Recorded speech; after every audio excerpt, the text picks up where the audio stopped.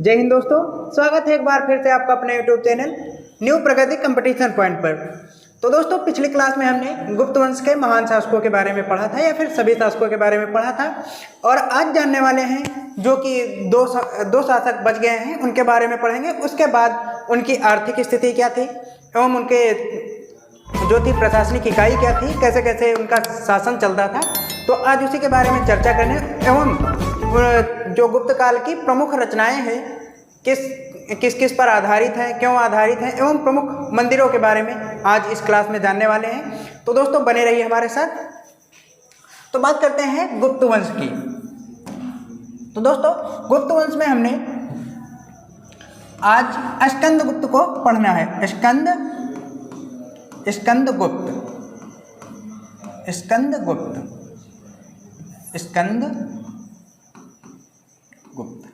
दोस्तों स्कंदगुप्त को क्यों पढ़ते हैं? क्योंकि दोस्तों जो स्कंदगुप्त थे इनके समय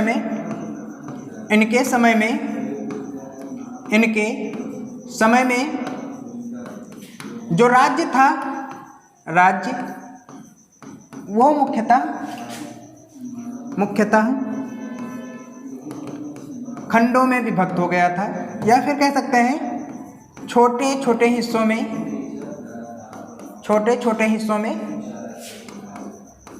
विभक्त हो गया था। अब उसके बाद बात करते हैं कि स्कंदगुप्त जो था, ये दोस्तों सुदर्शन झील, आपने कई बार इतिहास में इसका नाम सुना होगा। सुदर्शन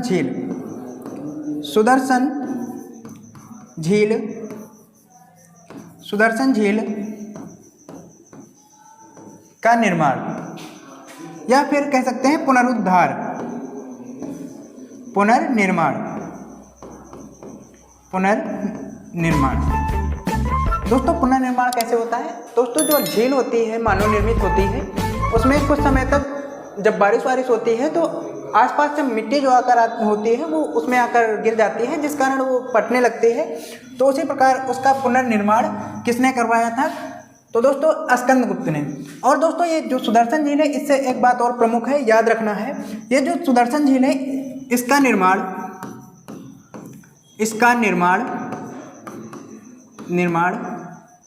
चंद्रगुप्त मौर्य के सामंत।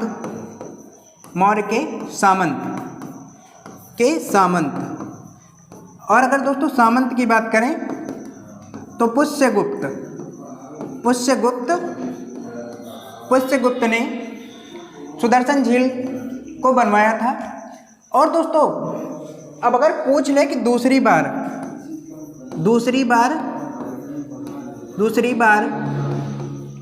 इसका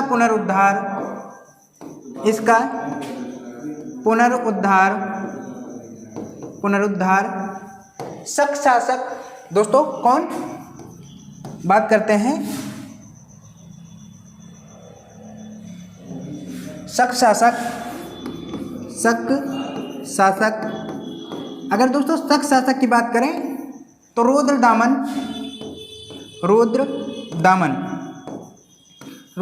ने करवाया था।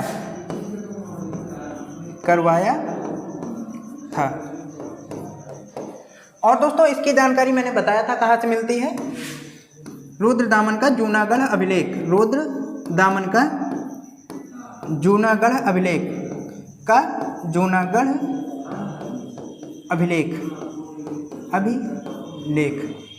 इससे इसकी जानकारी मिलती है। और इस अभिलेख की एक प्रमुख बात यह है कि ये मुख्यतः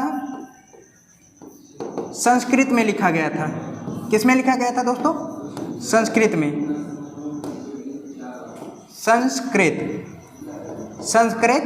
में लिखा गया था।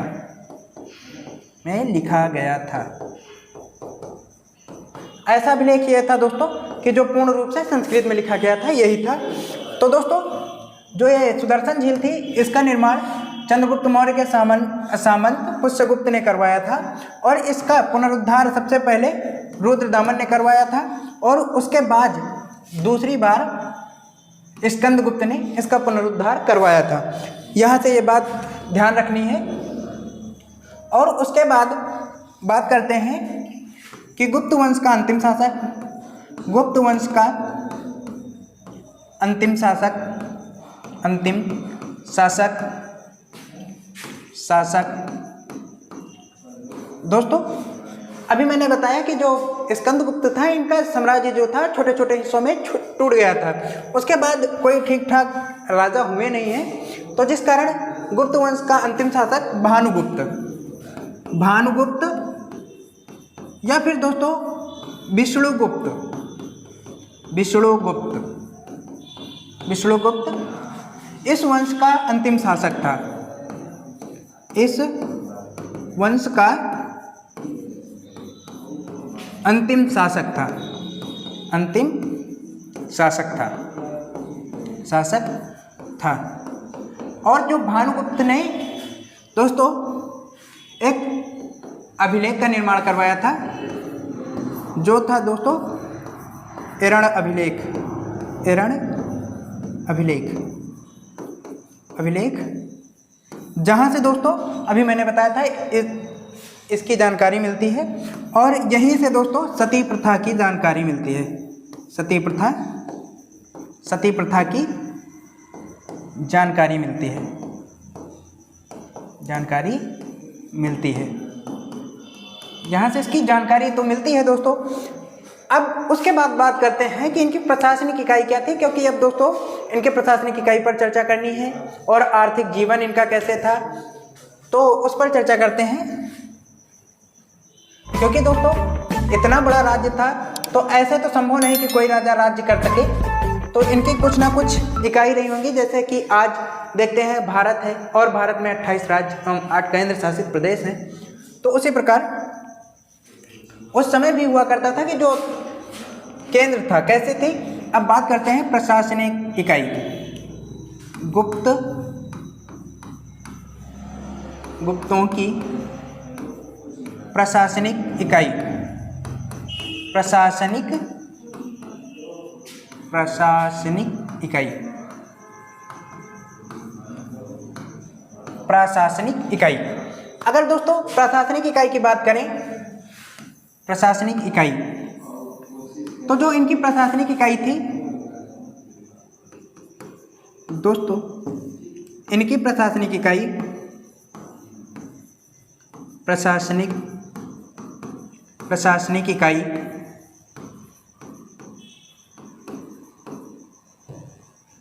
इकाई तो वो दोस्तों केंद्रीय थी। कैसी थी? केंद्रीय थी,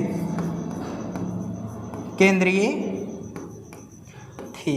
और इसके पहले कहाँ देखी थी अभी ये प्रशासनिक इकाई केंद्रीय?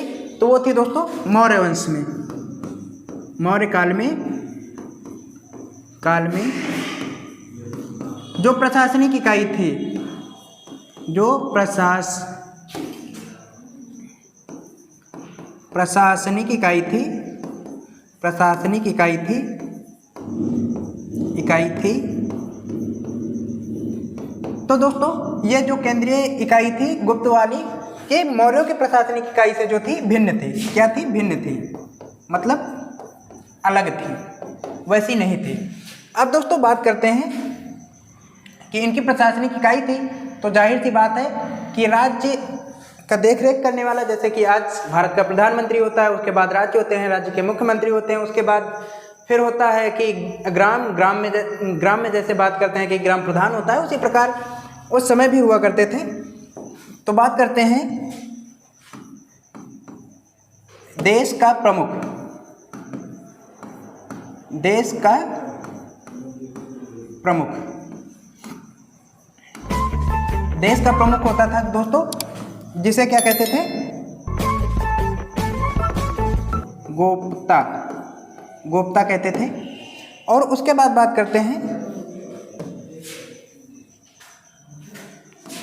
विषय का प्रमुख, का प्रमुख। तो दोस्तों कौन था? विषयपति था, विषयपति। और दोस्तों बात करते हैं अगर ग्राम की, तो ग्राम का प्रमुख, ग्राम का प्रमुख जो था दोस्तों वो था ग्रामिक। तो दोस्तों विषयपति, वक्ता, और दोस्तों एक छूट रहा है, होता था दोस्तों भोक्ति। भोक्ति का प्रमुख, ये छूट रहा था दोस्तों भोक्ति का प्रमुख। भोक्ति के प्रमुख की अगर बात करें तो इसका होता था उपरिक। उपरिक जो होता था वो भुक्ति का प्रमुख होता था। तो ये थी गुप्तों की जो प्रशासनिक इकाई थी। अब उसके बाद बात करते हैं इनकी वर्ण व्यवस्था कैसी थी। तो वर्ण व्यवस्था या फिर आर्थिक इकाई की बात कर सकते हैं। तो इनकी आर्थिक इकाई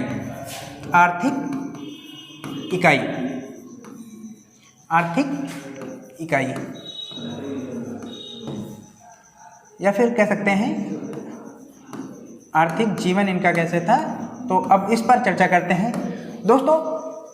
जो इनकी आर्थिक इकाई थी ये मुख्यतः कृषि पर आधारित थे। कैसे थे दोस्तों? कृषि पर आधारित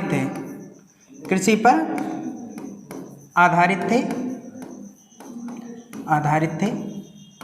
और दोस्तों ये जो कृषि पर आधारित थे तो जाहिर सी बात है कि राजा को कर कैसे देना होता था। तो दोस्तों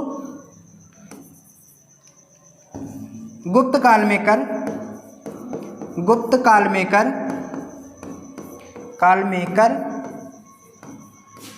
1/6 कर की दर 1/6 से 1/4 हुआ करती थी।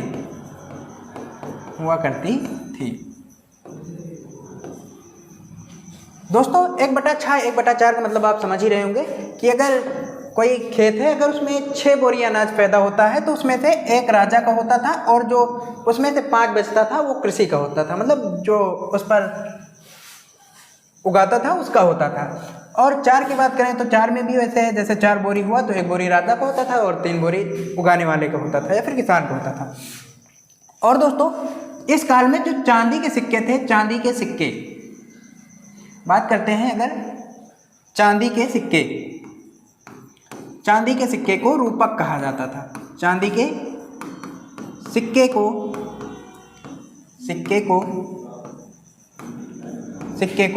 रूपक कहा जाता था। तो दोस्तों ये इंपॉर्टेंट क्वेश्चन है, क्योंकि दोस्तों एग्जाम आप जानते हो कैसे क्वेश्चन पूछता है जो किसी को नहीं पता होता लगभग। तो दोस्तों हम चाहते हैं कि आपको वो पता हो जो किसी को ना पता हो, क्योंकि दोस्तों मेरिट उसी पर आधारित होती है जो किसी को नहीं पता होता और आप उसे सही करके आते हैं तो उससे आप आगे बढ़ते हैं। और जानते ही हैं दोस्तों अब पॉइंट की लड़ाई होती है। तो और जब बात करते हैं चौथे की अगर बात करें तो इस काल का प्रमुख बंदरगाह। अगर बंदरगाह की बात करें दोस्तों, बंदरगाह मतलब दोस्तों जहां से ये आयात निर्यात करते थे।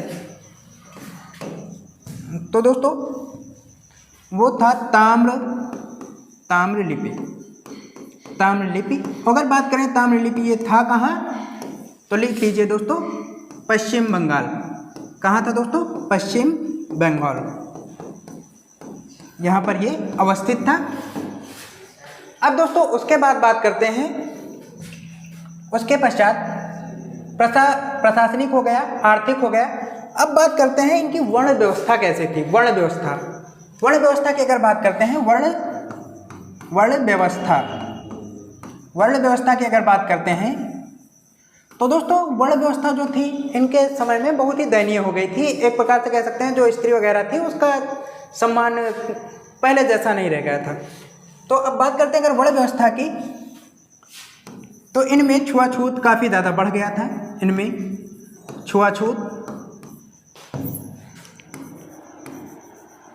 छुआछूत काफ़ी ज़्यादा बढ़ गया था, काफ़ी ज़्यादा बढ़ गया था।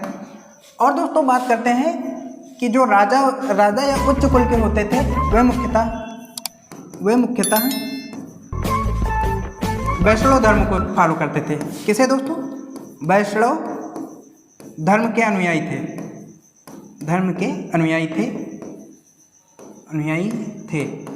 और दोस्तों एक बात यहाँ से और भी होती है कि दोस्तों जो आज आप सुनते हैं कायस्थ जाति, बात करते हैं कायस्थ।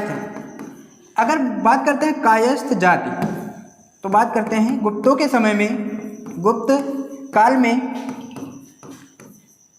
एक जाति का उदय होता है, एक जाति का उदय होता है। और वो जाति कौन सी होती है दोस्तों? तो नोट करिए, कायस्थ एक जाति थी जो कि गुप्त काल से स्टार्ट होती है। और इसकी हमें जानकारी कहाँ से मिलती है? तो यहाँ से एक गुप्त काल के ऋषि थे याज्ञवल्क्य, इनकी रचना है एक, उससे या फिर कह सकते हैं याज्ञवल्क्य की पुस्तक है, उसी से इसकी जानकारी जो है मिलती है। अब उसके बाद बात करते हैं कि दोस्तों आपने सुना होगा कि जो मंदिर की शैलियाँ हैं, मंदिर हैं, वो ज़्यादा करके गुप्त काल में इनका विकास होता है। तो गुप्त काल में इनका विकास होता है तो कैसे होता है कि जो मंदिर पूजा होती है सबसे पहले गुप्तों के द्वारा आरंभ की जाती है, क्योंकि दोस्तों ये वैष्णव धर्म के प्रतिपादक मतलब अनुयायी थे। अगर वैष्णव धर्म के अनुयायी हैं तो जाहिर सी बात इन्हें पूजा पाठ में काफ़ी ज़्यादा इंटरेस्ट होगा। तो दोस्तों यहाँ से बात करते हैं कि इनके द्वारा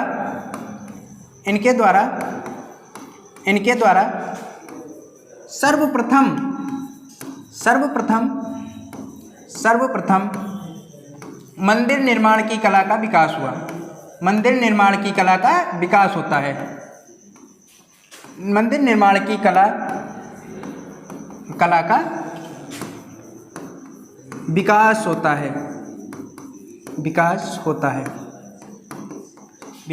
है। और दोस्तों मंदिर पूजा जो है इन्हीं के समय में आरंभ होती है। और दोस्तों बात करते हैं, और दोस्तों एक बात और है कि ये जो भारत था ये 3 भाग में विभाजित है। मान के चलो उत्तर भारत, दक्षिण भारत, अगर मैप बनाया जाए ऐसे तो ऐसे करके, तो ऊपर उत्तर भारत, उसके बाद मध्य भारत, उसके बाद बात करते हैं दक्षिण भारत। तो जो 3 तरह से भारत बटा हुआ था, इसमें दोस्तों जो मंदिर की शैलियाँ थी वो निम्न प्रकार थी। तो कैसे थी? तो जानते हैं उत्तर भारत और दक्षिण भारत, और बात करते हैं मध्य भारत। ना जाने एग्जाम में कितने बार पूछा गया है ये प्रश्न कि उत्तर भारत में कौन सी कला थी, दक्षिण भारत में कौन सी कला थी और उत्तर और मध्य भारत में। तो अगर मध्य भारत की बात करें दोस्तों तो यहाँ थी बेसार शैली या फिर बेसार शैली। ये दोस्तों भवन निर्माण या फिर मंदिर निर्माण की शैली है जिसे कहते हैं बेसार शैली। और दक्षिण की बात करें तो द्रविड़ शैली। और दोस्तों अगर उत्तर की बात करें तो नागर शैली। ये थी यहाँ की कुछ प्रमुख शैलियाँ। इन्हीं के आधार पर भवन और मंदिर जो होते थे आधारित होते थे। अब उसके बाद बात करते हैं, उसके बाद एक छूट रहा है दोस्तों कि जो कर था, कर। तो दोस्तों जाहिर सी बात है अगर कोई राज्य होगा, अगर उसमें केंद्रीय अभी मैंने बताया, तो केंद्रीय दोस्तों उसमें बहुत से अपर अधिकारी होंगे, लो अधिकारी होंगे, तो उनके आधार पर कैसे थी। तो दोस्तों सबसे पहले बात करते हैं कुछ कर थे। कर मतलब दोस्तों आज के ज़माने में कहते हैं टैक्स। किसी नए लड़के के सामने अगर कर कह दो ना तो समझ ही नहीं पाएगा, उसके सामने टैक्स कहो, टैक्स। अगर कर की बात करें, कर, तो दोस्तों एक कर था चाट। अब दोस्तों ये जो चाट था, ये दोस्तों जो लुटेरे होते थे, लुटेरों से बचाने के लिए कर। अब दोस्तों लुटेरों से बचाने के लिए कर, दोस्तों जानते हैं आपकी पहले ज़माने में ऐसा नहीं हुआ करता था कि पुलिस थी, पुलिस तो आज भी है, वो भी हुआ करती थी, लेकिन इतनी ज़्यादा नहीं थी। तो दोस्तों पहले ज़माने में जो लुटेरे होते थे उनसे बचाने के लिए एक कर देना होता था जिसे चाट कर कहते थे, और दूसरा कर था दोस्तों, दूसरे अगर कर की बात करें तो दूसरा कर था प्रलय, जो कि दोस्तों सबको देना होता था, सबको देना होता था। या फिर दोस्तों लिख लीजिए अनिवार्य कर, जो अनिवार्य कर था इसे प्रलय कहते थे। और उसके बाद बिष्टि,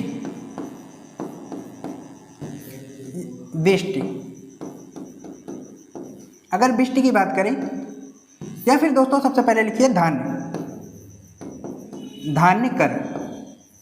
अगर धान्य की बात करें तो ये कृषि कर था जो राजाओं को दिया जाता था, कृषि कर, या फिर उपज कर जो राजाओं को दिया जाता था, जो कृषि कर जो दिया जाता था उसे धान्य कर कहते थे, दिया जाता था। उसके बाद बात करते हैं, उसके बाद वृष्टि कर। कौन सा कर? वृष्टि कर। ये था दोस्तों बेगारी कर।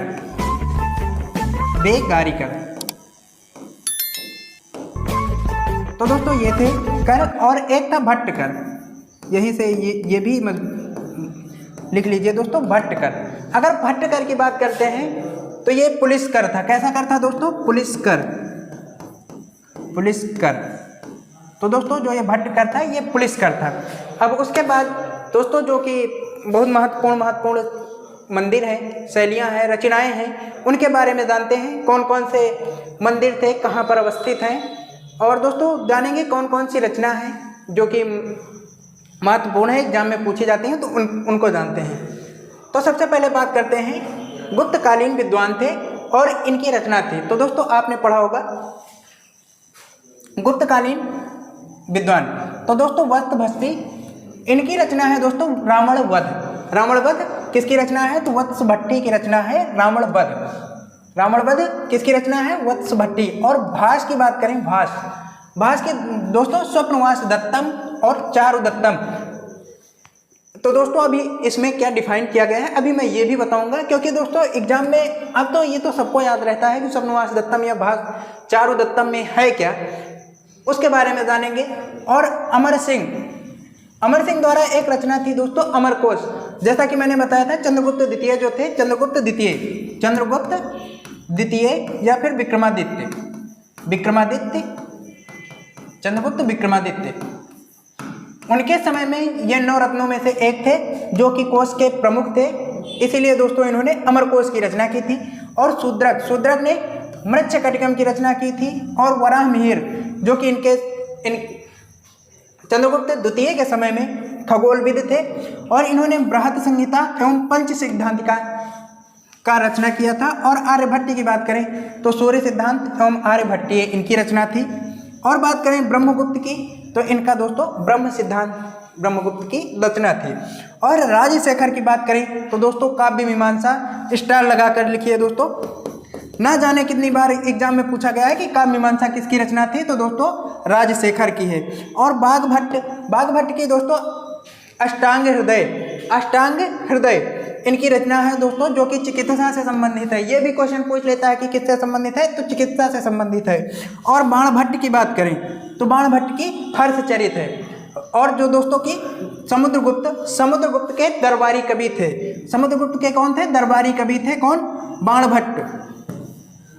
और उसके बाद बात करते हैं धन्वंतरी की अगर बात करें तो शल्य शास्त्र की इन्होंने इसकी रचना की थी, और चिकित्सा से संबंधित ये भी इनकी पुस्तक थी। और उसके आगे जानते हैं गुप्तकालीन स्थापत्य, अभी मैंने बताया था ना मंदिर, वही है स्थापत्य कला।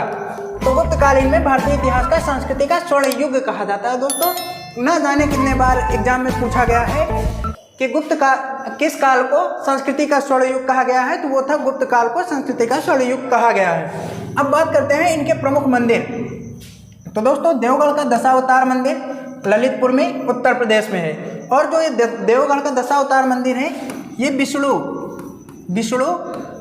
भगवान विष्णु को समर्पित है, विष्णु भगवान को समर्पित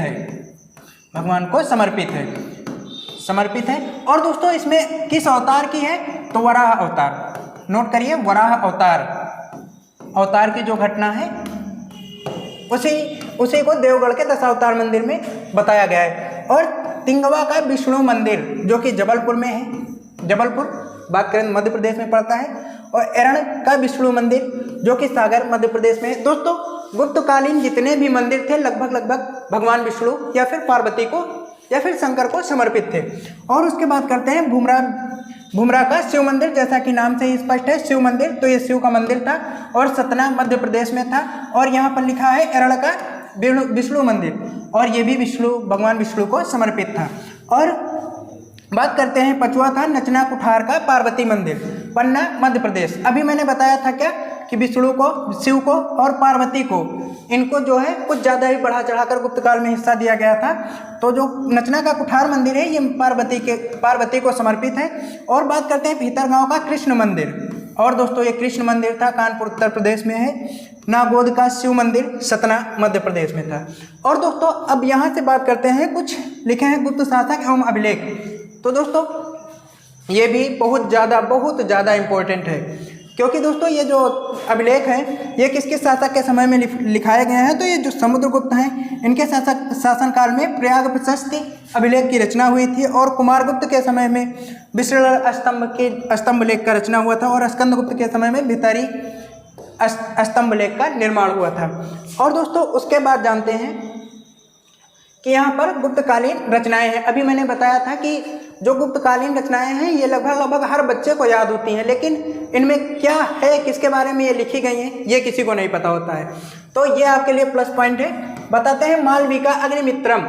और दोस्तों मालविका अग्निमित्रम की बात करें तो ये पुस्तक है, लेकिन अगर पूछ ले इसकी रचना तो कालिदास, ये तो सबको पता है कि कालिदास ने इसे लिखा है। लेकिन अगर बात करें यहीं पर, अगर बात कर लें कि इसमें था क्या, तो अग्निमित्र और मालविका के प्रणय कथा या फिर प्रेम कथा यहीं पर थी। और अग्निमित्र अगर बात करें तो अग्निमित्र पुष्यमित्र शुंग से संबंधित था।